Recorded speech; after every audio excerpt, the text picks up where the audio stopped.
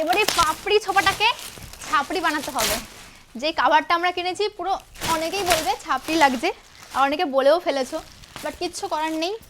আমরা ওই প্রাইজের মধ্যে এরকমই কাভার পেয়েছি, অ্যান্ড এত সুন্দর একটা পাপড়ি সোফাকে আমরা এখন এরকম ছাপড়ি সোফা বানাবো, যাতে আমার মায়ের কষ্ট না হয়, ক্লিন করতে কোনো কষ্ট না হয়, সেই কারণেই।